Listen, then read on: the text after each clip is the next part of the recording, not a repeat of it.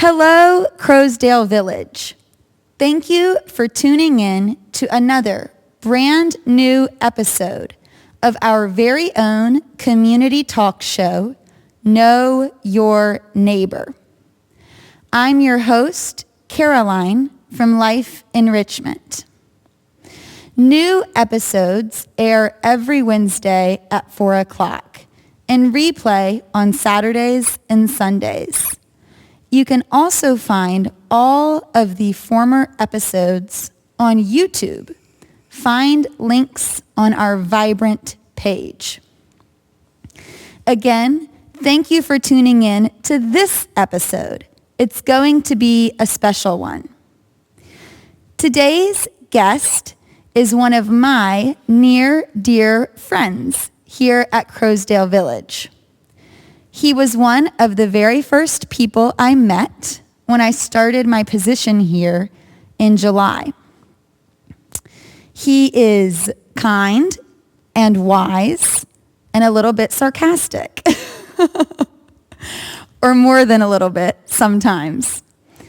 It's my friend, Mr. Seyda.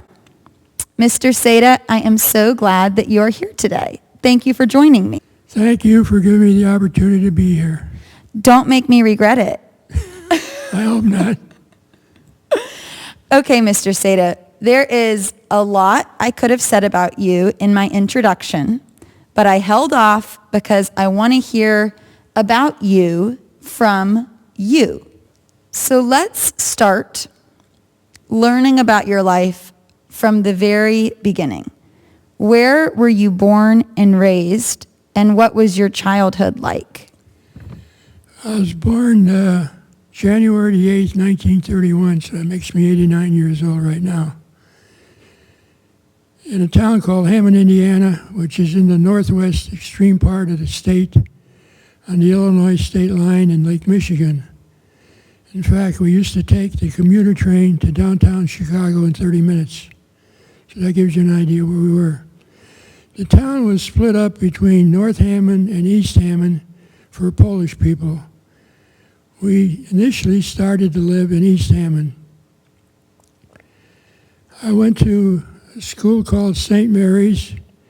It was a Catholic co-ed grade school. There were only 4 classrooms in there. So 2 grades in each classroom, run by Holy Cross nuns. The nuns spoke Polish, the priest spoke Polish. A good friend of mine, Frank Stoming, who stood up for my wedding, he wasn't Polish, but they made him take Polish.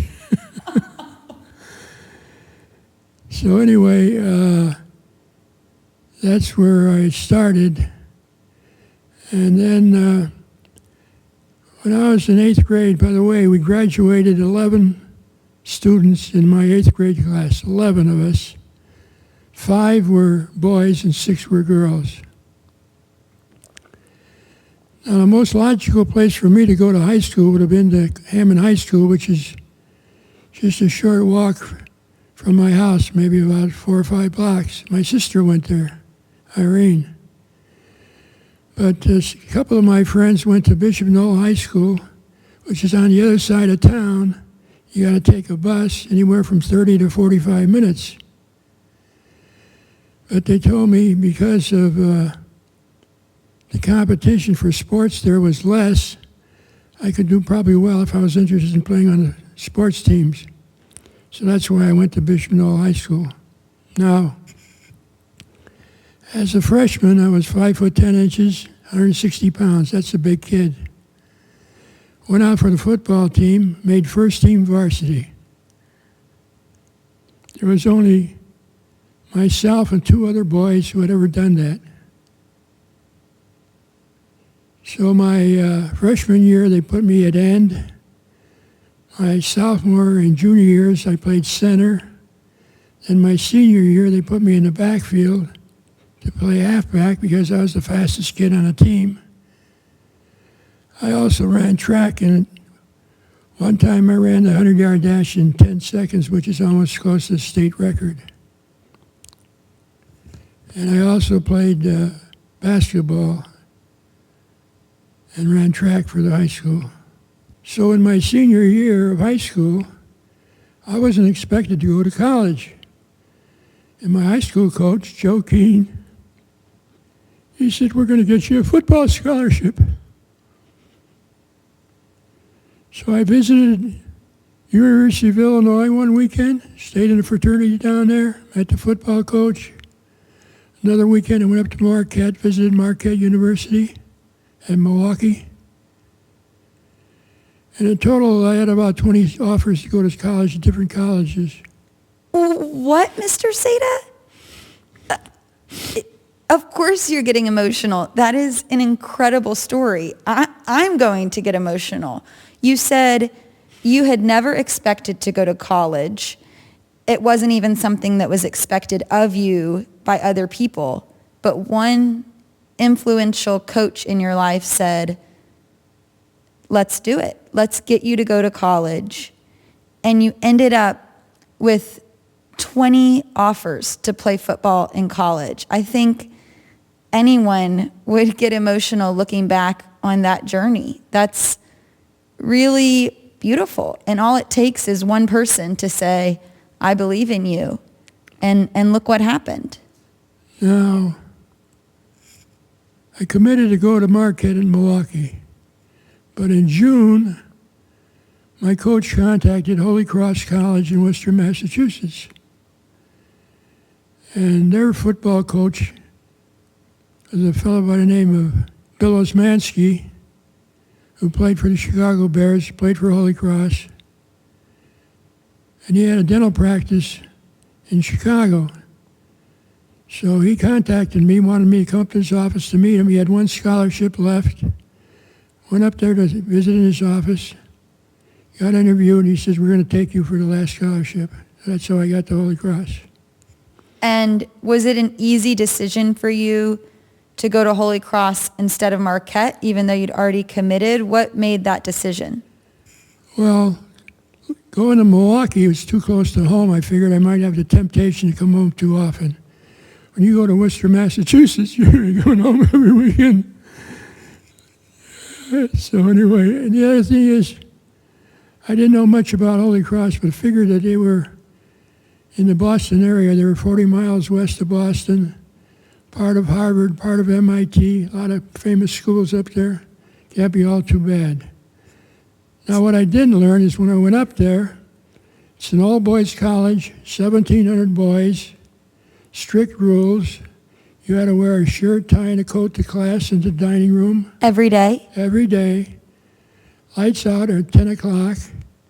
There's no drinking or smoking on campus. You got to go to chapel, mass, Monday through Friday, 5 days a week. Yeah. That sounds very regimented. Did you thrive on that sort of strict routine, or was that difficult for you to adjust to? Well, you just had to live with it, that's all. You didn't have a choice. The guys that had the tough part is during, I got there in 1949, and there's guys that came out of the service who were there. Some were on the football team, some were just regular students. They went on a GI Bill. But for these guys who smoked and drank in the service, now they come to college and say, you can't do that on campus or they kick you out. That was tough for them. Did you enjoy your time there? You were playing football. What were you studying? Tell us what Mr. Seyda was like in college. I had a BS degree in business administration with a major in marketing. But so my freshman year at Holy Cross, we were not allowed to play varsity at that time. That was the rules for all of college athletics. They wanted the freshmen to get acclimated. So we played a freshman schedule of about 5 games, including playing Harvard. We played Yale. We played Brown, we played Boston College, some of the teams. So anyway, after my freshman football season's over, they ended up firing Bill Osmanski to coach at Holy Cross. The one who had convinced you to come there. Yeah, because he's been there for 5 years, hadn't done too well. So they fired him, and they hired Eddie Anderson out of Iowa to come and coach us. So Anderson doesn't know what kind of football team he's got, and so in the spring of my freshman year, you were allowed to, NCAA rules, practice 21 spring football days. So with him coming aboard, he wanted to find out what kind of team he had. We scrimmaged 21 straight days, and that's very hard to do, 21 straight days. At the end of the 21 days, we played a practice game against Brandeis University, which is an all-Jewish school. And we slaughtered them. It was a mismatch. But anyway, yours truly did very well in that scrimmage. I don't doubt it for a minute. So you were still a freshman at that point, right? The end of your freshman year, spring, and this new coach comes in, and you hadn't been able to play on varsity as a freshman. But then at the end of the year, you were able to really participate in these scrimmages and even games against other teams, and you were able to show your stuff. I bet that really impressed the new coach. Well, absolutely. Now, I come back to start my sophomore year, and we come in 2 weeks before school starts to practice football. And we had a scrimmage game between ourselves. I was running the ball. I got stacked up at the line. Another one of our players on defense came and hit me on my left knee. And at the time, they didn't do x-rays then. I didn't know how bad of an injury it was. Years later, I found out I had a torn cartilage. And with a torn cartilage, it floats around there. And so there are times where it would lock up and I couldn't walk. And I had to get it back out of locking position. So basically, my football career at Holy Cross was over. I was never the player I was originally because of that injury. Did you continue on the team just at I continued on the team. Now, in those days, they gave you a scholarship for 4 years.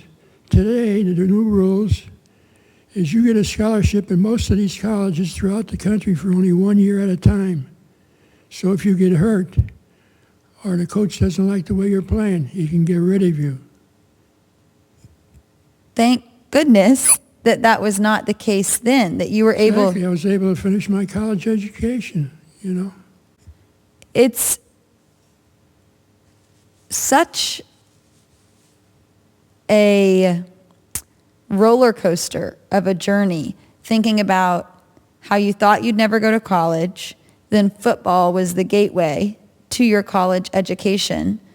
But once you got there, you had this injury, and football wasn't a part of your life anymore, but you were still able to get that degree in marketing.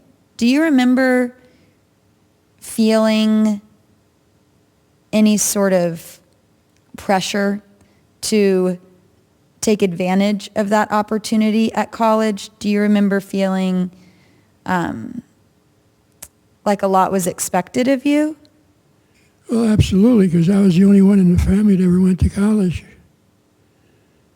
Yeah, but to move on, the spring of my sophomore year, Easter spring of my sophomore year, we practiced in the spring, but I had played in a pickup basketball game and injured the knee again, so I wasn't going to be playing spring football. I felt kind of depressed, and I told the coach, I says, you mind if I go home?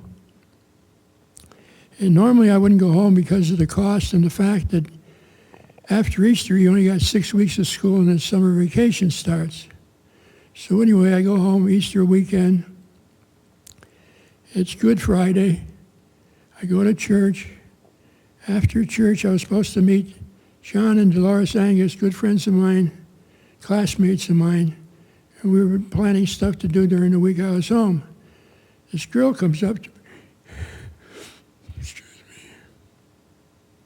me. Take your time. I know this is a big part of your story, is this meeting that you're about to describe. Dare I say, it changed the course of your entire life. Well, the whole story of my life is going to be based on being at the right place at the right time. So she comes up to me and she says, "Are you looking for John and Dolores?" And I says, "Yeah." She says, "They're around the corner waiting for you." I says, "Thank you." And she walked away towards John and Dolores, and she only lived a few doors down from the church. So I went up to John and Dolores. I says, "By the way," I says, who's that girl?"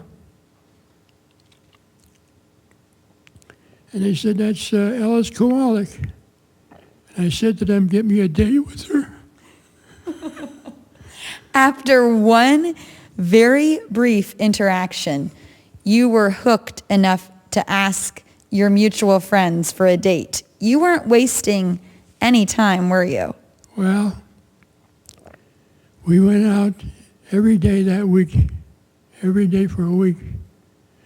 Later on, I found out about a year later that she had a steady boyfriend. You have not told me this part of the story before. No? No. Yeah. She had a boyfriend. She had a boyfriend. What happened? Obviously, she broke up with him. Obviously. That's true. I do know the end of the story. I can guess, at least, since you are here talking about your amazing wife, Alice. I can use some deductive reasoning to know that she dumped that other boyfriend. I met her spring of my sophomore year. So we had summer of my sophomore year. We had the summer of my junior year. And then not too much time after graduation, because in the meantime, the Korean War broke out in 1951.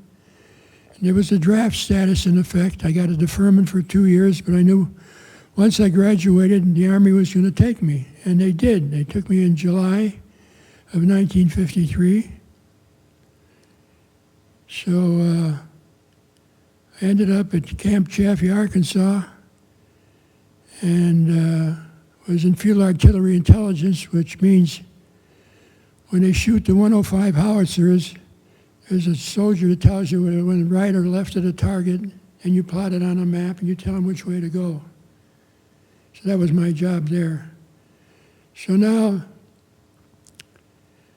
when that was done, basic training, half of us was shipped to Korea, and the other half went to Germany. And I got lucky. I went to Germany. So I basically spent 2 years in Germany.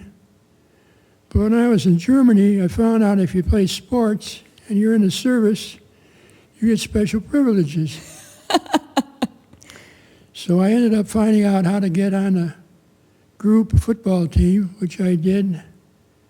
And I also played basketball, and I also ran track over there.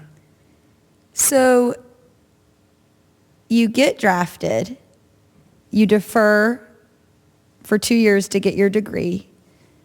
Then in July, after you graduate, you go to the base before being shipped out to Germany. And then, like you said, you realized this sort of other aspect of being over there, which could be the sports teams. What was that like? You said you played a few different sports while you were abroad in the service. I think I remember you telling me once that one purpose of that was to lift morale for the other men, that they could be entertained by watching live sports. Is that right? That's true. You know what? I got to back up the story, because when I graduated from Holy Cross, I was interviewed by a guy from General Motors for a job. Okay. He never talked about anything but sports with me. So he says, "I'm going to send your application to Detroit. If anybody's interested, they'll contact you directly from the plant." So I get two contacts, one from a division in Livonia, Michigan, and another division in Defiance, Ohio. Well, I ended up getting a job offer from Defiance, Ohio. Before you went to Germany? Before I went to the service. And I told them, I says, I'm going to get drafted this summer. They said, we don't care. So I spent 6 weeks in Defiance, Ohio, under a management training program. So when I got out of the service, number one, I got married. I was going to ask. I was going to ask what Alice had been up to while you were in the service. You guys were still dating, right? Long distance. Long distance, okay. Yeah. So would you write letters back and forth? Letters, yeah. Wow, and how many years was that? Well, you can imagine, it was 2 years of college plus 2 years of service. That's 4 years she waited. She must have really loved you. Or she just had no other options after she broke up with that other boyfriend. Yeah. So you guys were together long distance for 4 years. Then you came back from the service and got married. Right. And when you got married, that was the first time that you were even in the same city, right? Yeah. Wow. So anyway, I managed the department for 35 people. We poured gray iron castings for the engines, for the cars, 2 and 4 barrel throttle barriers and camshafts. I started working from 3 in the afternoon to 11 at night, but then they were selling so many cars, there was a big demand for parts. So they changed our schedule till 3 in the afternoon to 3 in the morning, 12 hours. Is that legal? Yeah, 7 days a week. So there's no social life. I used to wake up my wife at 3:30 in the morning to have dinner. There was an all-night diner. Had cheeseburgers, fries, and a shake. That was our dinner. And Alice would get up at 3:30 in the morning to have dinner with you? Yeah. So you were with General Motors and you were helping with creating parts 12 hours a day, 7 days a week. How long did you do that? I did it for a year and then I quit. Good for you. It doesn't sound sustainable. No. The other thing is, Defiance, Ohio is a small town. There's not much to do. You got to go to Toledo or Detroit to find any kind of social life. You can't do that every day. Right. But anyway, the doctor for my wife asked me at the last minute, do I want to see to the delivery? I said, sure. This was when you had your first child? Mary Jean. Mary Jean, your eldest daughter. She's the only one. I saw her being delivered. She was delivered on Father's Day. She was born on Father's Day? Yeah. So now, after I quit, we moved back to Hammond, Indiana. And mind you, I don't have a job. So you didn't have another position lined up when you quit that grueling... No. That's very brave. So anyway, I found out they had an opening in the sales department at a company called Federated Metals. And they sold everything from aluminum to zinc. Some of it we made ourselves. Others we bought from subsidiaries of ours. So I spent 5 years in inside sales. And after 5 years, I was a slow learner. I finally figured out you only make money if you're on outside sales. So they had fired a guy who was an alcoholic and was going to replace his territory. Well, they gave it to a friend of my boss's, and the guy lasted 2 weeks and he quit. So after that happened, I walked into my boss's office and I says, I want a chance, an opportunity to take that territory over. And he says, I thought you wanted to stay inside. And I told him, I got 5 kids.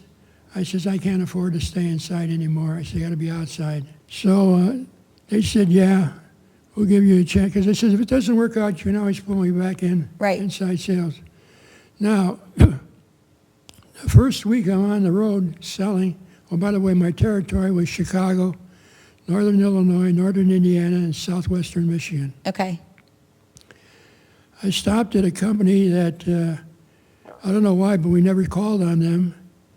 It was a big user of solder.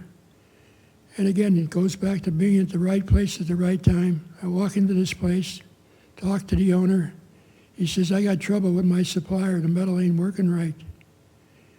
So I go down to the plant, and he says, can you help me? I says, I can. I says, but I get a metallurgist to come in here to look at it and see if we can do it. So he says, how soon can you get him? I says, well, I'll call you back tomorrow.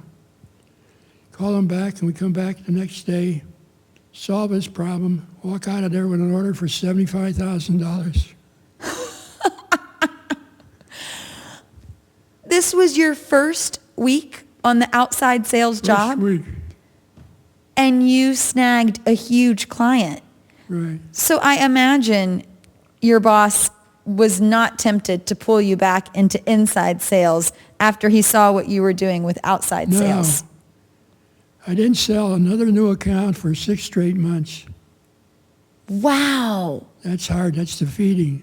What do you think was the reason for that dry spell? People not having faith in me and the company and the product. Yeah. And a reason to buy from me. Anyway, they used to put out a bulletin every month on how many new accounts the salesman brought in from the Midwest. So after 6 months, I was number 1 on that list. Brought in more new accounts every month for 12 straight months. What? I'm sitting here thinking, when are they going to make the movie about your life? Because I said before that it was a roller coaster. It really is a story of resilience and sets an example of how things change. You had 6 months of a dry spell where you did not sell to anyone after begging for this position. And then after that, for years, you were consistently the number 1 salesman. I'll tell you another incident. There was a company in Benton Harbor, Michigan. He bought zinc die-cast metal. His supplier was a block away from his plant. He calls up, 5 minutes later, he's got metal. I got the same metal in a warehouse in Chicago. I couldn't get it to him till the next day. But anyway, I used to call on him, saw him in person, talked to him over the phone, told him about prices going up or down, supply, whether it was good or bad. And after a year, he says to me, John, you give me more service than the people I'm dealing with. He says, I think they're taking me for granted. And I says, I think so too. He says, I'm going to start giving you all my business. 40,000 pounds of zinc alloy a month. And that was based on just relationship. Persistent and relationship, yeah. You were persistent in building a connection with him person to person, and that then turned into a business deal. Now, and about that time, which is about a year and a half later, they call me in the office. They want me to move to Detroit. We have an office in Detroit. I says, I don't want to go to Detroit. I says, my family, my wife's family's here. I got 5 kids. And they said, well, if you turn down this job, they won't give you any other promotions. So anyway, we go to Detroit and live outside of Detroit in a suburb called St. Clair Shores. There's a lot of large families like us around there, so it was very conducive to buying a house in that area. But there was a company who had their offices in our same building in Detroit, but the plant was in Saginaw, run by 2 brothers. So my boss says, go see these guys. We used to sell them years ago. So I went to see the guy one day in the office in our building, gave the girl my card. The guy comes out of his office. He says, Federated Metals. He says, get the hell out of here. Don't ever come back again. What? So that was my greeting. Your boss told you to go talk to these people. Yeah. You go drop off your card, and they say, get out and don't come back. Right. So anyway, the guy says, come on in the office. I'll tell you the long and short of the story. During World War II, they were a customer of ours, Everybody was on allocation. We cut them back and almost put them out of business. I says, I'd feel bad about it too. I says, but I'm the new guy here. We got a new plant manager, new sales manager. I says, I don't care. I says, look, I go to Saginaw once a month. You mind if I stop in and see your plant and meet your brother? He says, you're wasting your time. So I go to Saginaw, meet his brother, tells me the same story. We'll never buy from you. Don't ever come back here again. 1 year later, we're playing golf together. We finish playing golf. We're having beer. And the one brother says to me, you know, when we make one alloy because you guys can't make it cheap enough. He said, just for the heck of it, he says, give me a price. Call him the next day, give him a price. It's 15 cents a pound cheaper than what he's making by himself. And Caroline, he gives me an order for 5,000 pounds to try. No one can resist the Seyda charm. Story after story of you being told that something is impossible, whether that be going to college or making a business deal, and you don't give up. You know, you said, Mr. Seyda, that you think your life motto is being in the right place at the right time, or that's the big trend, you said. But for me, listening to you, I think in addition to that, it's just persistence and not giving up. When I left the Chicago area, I started selling there. It was about $200,000 a year. When I left, I was doing $1.6 million for the Chicago territory. So after 10 years in Detroit, there was a district sales manager opening in Cleveland and Milwaukee, and they asked me to take one of those two jobs. So I took Milwaukee because it's closer to our home. But anyway, I was the youngest district sales manager they ever had at the age of 40. So now, this is where it gets tricky, because this happened in January, and we told them we're not going to move until June when the kids are out of school. And they said, fine. So I flew from Detroit to Milwaukee every Monday, flew back on Friday from Milwaukee to Detroit every Friday for 6 months. All because you didn't want to move the kids while they were still in school. Right. You are a wonderful father. You flew to work. That's quite the commute every week, and then came home every weekend. Now, the territory in Detroit, when I got there, did $2 million worth of business a year. When I left, we did $4 million. Now, we moved to Milwaukee. And one of the companies in the area is American Motors in Kenosha, who made cars at that time. And we sold a product called body solder that goes on the top of the roof so that you don't get water in your car. So I see the buyer, and he says, you ought to go see the supervisor down in the production department. So I go down to the production department, meet the supervisor, and he's having trouble with his supplier. He's getting leaks, and everybody's on his back. So he says to me, you go back to purchasing. By the time you get there, there'll be an order there for you for 5,000 pounds to try. Again, right place at the right time. Wow. So we shipped 5,000 pounds. They tried it. They loved it. They started buying from us 40,000 pounds a month. At one particular time while I'm in Milwaukee, we were selling primary aluminum for Revere, which we own stock in, part of the company. Primary aluminum at one time became short supply, so everybody was on allocation. So I got a bulletin in the mail, like all the salesmen throughout the Federated Midwest, East Coast, West Coast, and Southwest got the same letter, all these salesmen. There was 400,000 pounds of primary aluminum that was out of specification.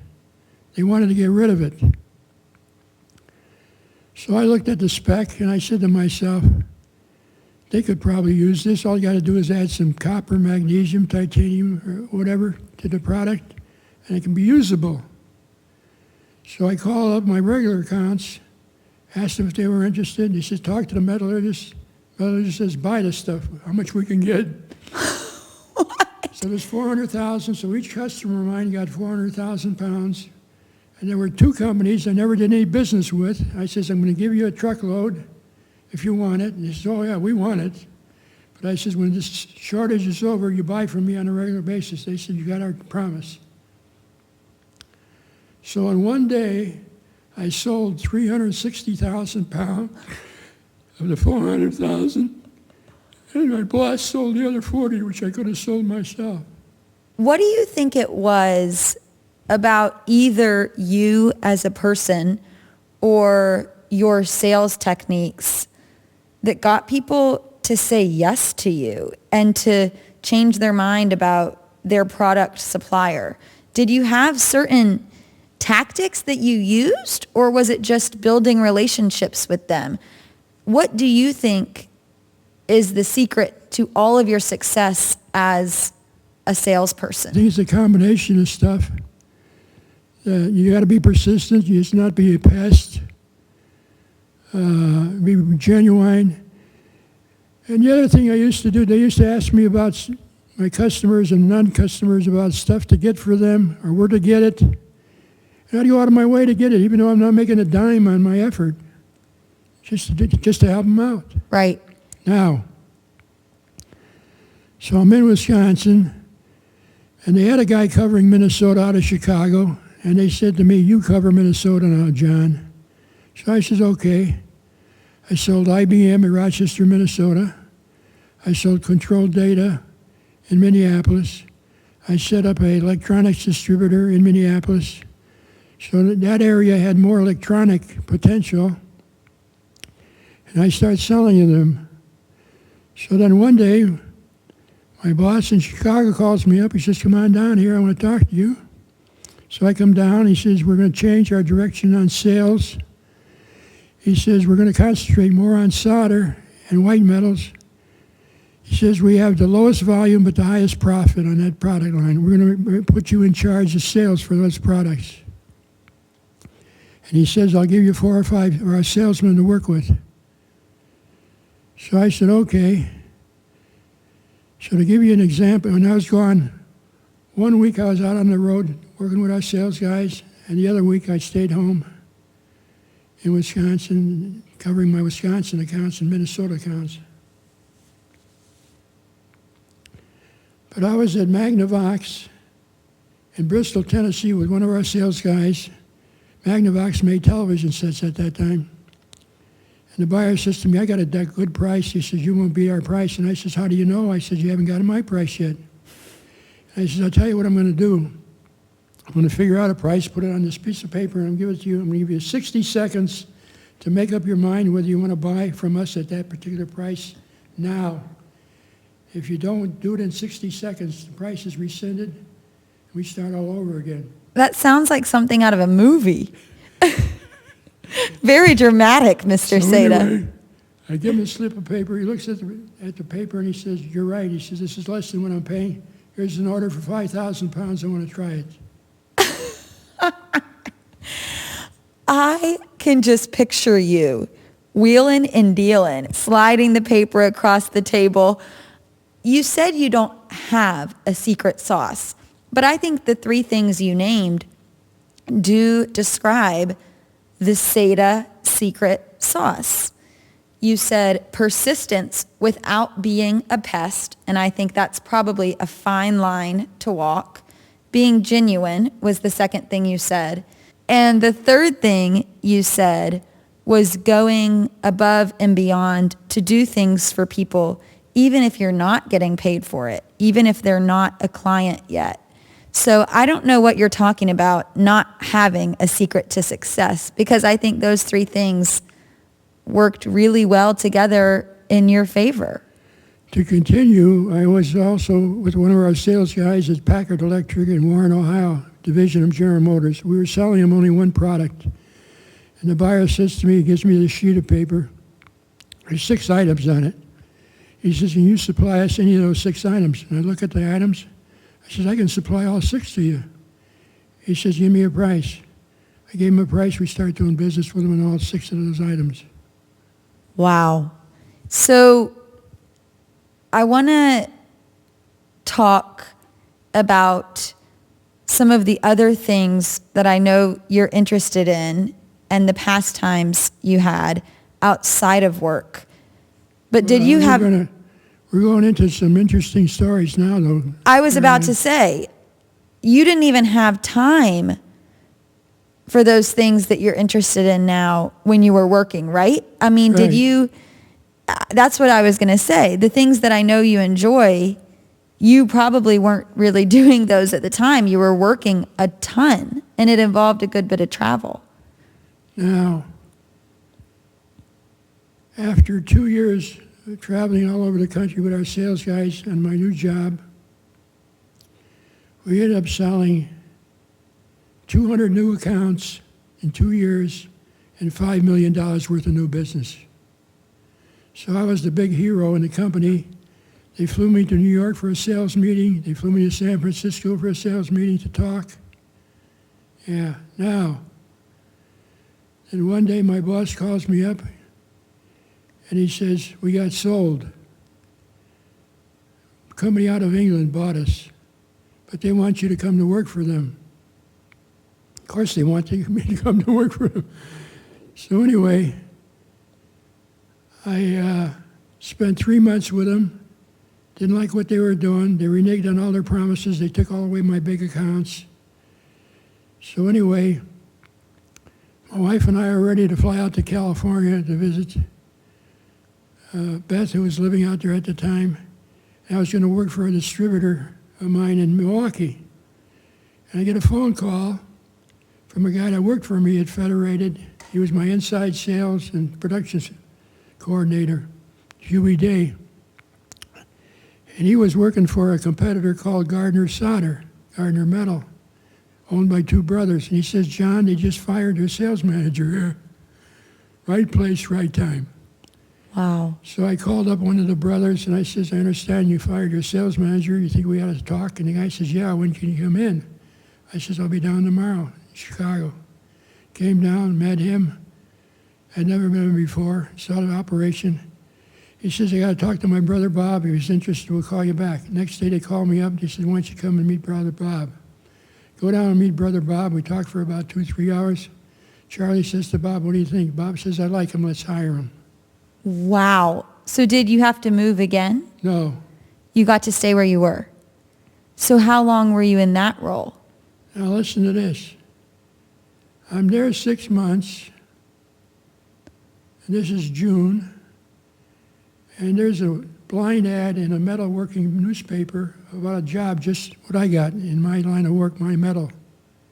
But a blind ad, you don't know what company it is. Okay. So I handwritten a resume, handwritten, not even typed up. Your resume was handwritten? Handwritten. So I send it. A week later, I get a call from a guy in Cleveland, Ohio, Victory White Metal, Joe Sturman. He says, I got your application here. He says, I want you to come to work for me. I says, I just wanted to find out who put the ad in. He says, now I know who put the ad in. So he says, no, he says, you got to come. You got to meet you. You got to see the operation. So he convinced me to come to Cleveland for one day. I flew out there at his expense, saw the operation, saw him, and I says, look, this was June. I says, in September, they promised me a bonus of $5,000. If I get the bonus, I'm not leaving. If I don't get the bonus, I'll come to work for you. He said, okay. Come September, they give me my bonus for $5,000. Called him up, I'm not coming. Come January of that year, they called me in the office. They said, we're cutting your pay. I said, cutting my pay? Why? And they said, well, the banks are after us to pay off their loans. And I says, you can't cut my pay. I says, when I came here, the sales were $9 million. A year later, the sales are $18 million. I doubled the sales in 1 year here. I said, you can't cut my salary. The last thing they said, I hope you stay. Well, I ran out of that office, got them into my office, called the guy in Cleveland. I says, my situation has changed. You still want me to work for you? He says, yeah. That's how I ended up at Victory White Metal. Wow. So then how long were you at Victory White Metal? Now, when I first came there, he says if I get brought in $500,000 worth of business the first year, he'd be happy. Okay. I brought in $1 million the first year, $2 million the second year, $3 million the fourth year, and $5 million the fifth year. And I was there for 10 years. So then comes 1989, And Alice can't get out of bed because of rheumatoid arthritis. In the meantime, we had bought a condo in Las Vegas Okay. to retire to. So I called the owner in Cleveland. I says, I'm moving to Vegas because of my wife's health. And he says, go ahead and open up a sales office there and start cutting business on the West Coast. Wow. So they didn't want you, even though you were moving to Las Vegas, they didn't want you to leave the company. They said, just keep doing what you're doing out there. Right. So then I set up distributors in different towns on the West Coast, and we started doing business out there. In fact, there was one guy, big distributor in Los Angeles we were trying to sell, but he had 60-day terms to pay his bills, consignment, which means he didn't have to pay for it until he used the material on the floor, cheap prices.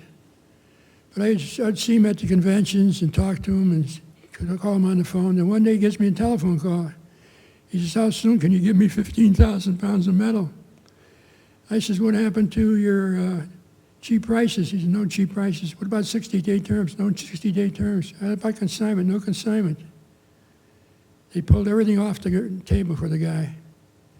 So I told him, I says, if I bail you out, I says, I want all your business from now on. He says, yes. 2 days later, we shipped him 15,000 pounds and bailed him out. Wow. You seem to be the person that others would turn to when they knew they needed a change in their supplier or a better deal or better service. As you've pointed out a few times, you were known for your service and for being willing to go above and beyond for these clients of yours. Yeah. I had one steel company. In 1 year, we made $250,000 profit on that account, one customer. $250,000. Wow. He used to give out bonuses besides my salary. In many years, my bonuses was bigger than my salary. Sorry, I cut you off. Fry Metals, who wanted me to go with them after they bought us out, a year later they came to me and wanted to offer me another job to stay with them. Because they knew they made a big mistake, they said, you took a lot of business away from us. I said, no thanks, you had your chance. They were missing that Seyda secret sauce, but it was too little too late. Okay, so once you and Alice moved to Vegas, to your condo there, you worked for 10 more years, and then did you retire? Yeah, I retired at the age of 68. Retired at 68 after... But let me tell you about my wife, Alice. Please tell me about Alice. She was very, very lucky. To be married to you? No. On gambling and taking chances. Anyway, the first year we were there, she was in what they call a slot tournament. All you do is press a button on a slot machine and add up points. It could be 1 day, 2 days, or 3 day tournament. So she was at a casino called the Hacienda, which is now no longer in living because they tore down the building and built another casino there. Anyway, she gets in this tournament. It cost me $125 to put her in the tournament. She wins first prize. In a slot. $12,000. So you and Alice moved to Vegas for your job. Then you retire, and she becomes this Vegas queen, winning at slot tournaments. Now, 10 years later, she's at the Tropicana Casino in another slot tournament. Wins first place, $10,000. Now, we used to go down to Delmar to the racetrack every Labor Day weekend, and we did it for 20 years. One weekend we're down there, she doesn't win a single race. Loses 3 days of racing, loses every single race, doesn't win a dollar. We get home, and on the way, she says, stop at our favorite casino, Gold Coast Casino. She says, I want to play some slots. She plays some slots and wins $4,000. You are kidding. Even after she had bad luck at the racetrack, none of her horses won. She knew if she went to the slots that she would have good luck. We're at Keeneland, in Keeneland, Kentucky, one fall, and they ship a horse in from Chicago, ran 2 races, dead last. She says, I'm going to bet on it. The horse goes off at 100 to 1 and wins. What? She wins $1,000. How did she have such good luck? Well, that's it, luck. I guess if it's luck, you just have it or you don't. You're turning 90 in January, right? That's right. Okay, so we're recording this in December, but this will be airing in January around the time of your 90th birthday. That's right. Happy early birthday, first Thank of you. all. Let me tell you about our kids. Mary Jean's the oldest. She lives in Chapel Hill with her partner Maggie. And Beth lives in Chapel Hill with her husband Mark. Barbara, who lives in Tucson, Arizona. And Tim lives in Florida. He owns 2 restaurants. James lives in San Francisco. He's a physical trainer, lives with his partner Michael. And then John Michael, lives in New Jersey with his wife Shannon and 3 boys. I know that you are so proud of your incredible 6 kids that you and Alice raised. And I know that they're as equally proud of you for being such a great father and friend to them. You are so wise and kind and thoughtful, and they are very lucky to have you as their dad and their grandpa. Well, thank you for those kind words, Caroline. Well, you did pay me to say those. Well, despite all her luck, she was unlucky in health. She ended up with Alzheimer's disease for 5 years. And she passed away about 4 years ago, is that right? 2017, yeah. I'm sure you miss her very much. Yeah, but you know the interesting thing about her Alzheimer's, she recognized everybody to the end. I would take her to the casino twice a week. She would still play video poker. And it's amazing having Alzheimer's that she could remember the cards, which cards to get rid of and which to keep. Yeah. Wow. In fact, when I take her there, it'd be time to eat dinner, which we eat at the casino. She says, "I'm not hungry, I'm staying, I want to play." So I had to convince her and promise her that after dinner we'd play some more. Even with her Alzheimer's, she recognized and knew all of you and also did not want to be dragged away from those slot machines. Thanks for having me. Right place at the right time. I think for your birthday, we should all wear shirts that say right place at the right time. Is there anything that you wish I had asked you or anything that you would like to share?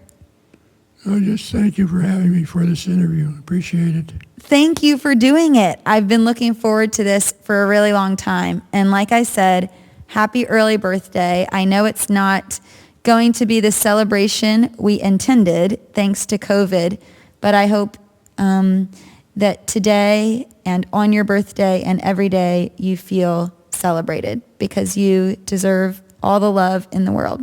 Thank you. Thank you so much for tuning in to this episode of Know Your Neighbor.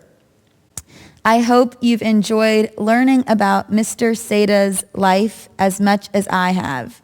And if you need to do any selling in the near future, you know who to ask for the salesman's secret sauce. Mr. Seyda is not just an incredible salesman, an athlete, and hero to our country serving in Germany. What I admire most about him is what a great family man he is. And I feel so blessed to have you in my life. Thank you again for tuning in, and we'll see you next time on Know Your Neighbor.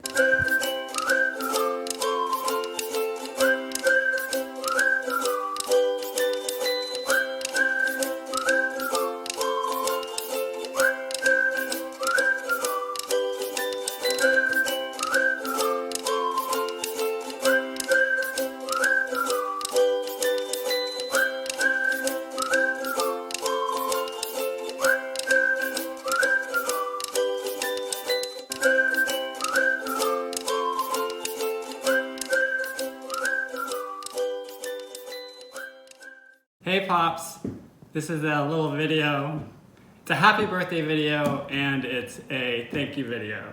So first, happy birthday. You made it to 90. That's awesome. So now the thank you part. I hope I can get through this without getting emotional, but I don't know.